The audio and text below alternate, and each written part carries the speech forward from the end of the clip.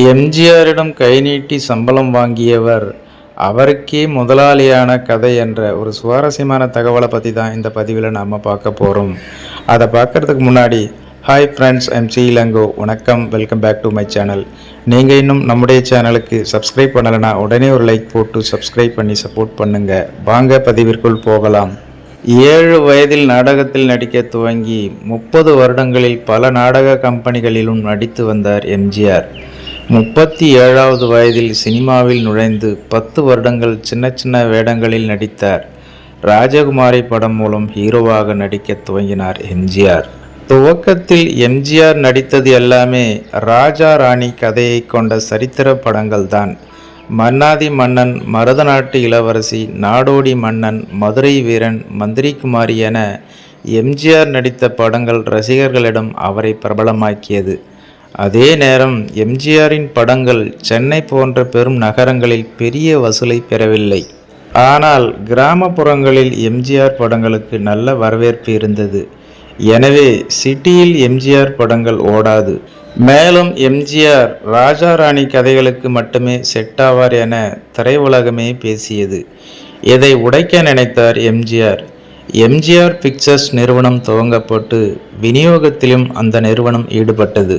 1961ஆம் வருடம் எம்ஜிஆர் சரோஜா தேவி நடிப்பில் திருடாதே என்ற திரைப்படம் வெளியானது. இந்த படத்தின் சென்னை விநியோக உரிமையை எம்ஜிஆர் பிக்சர்ஸ் நிறுவனம் வாங்கியது.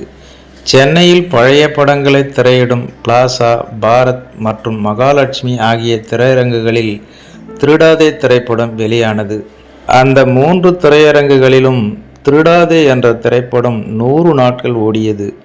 அதனால் சென்னையிலும் எம்ஜிஆர் படங்களை திரையிட தியேட்டர் அதிபர்கள் ஆர்வம் காட்டினார்கள்.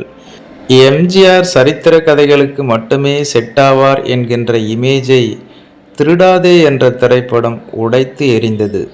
அதன் பிறகு எம்ஜிஆரின் வலதுகரமாக இருந்த ஆர்.எம். வீரப்பன் சத்யா மூவிஸ் நிறுவனத்தை துவங்கினார். சத்யா மூவிஸில் எம்ஜிஆரை வைத்து பல ஜனரஞ்சகமான படங்களை தயாரித்தார் ஆர்.எம். வீரப்பன்.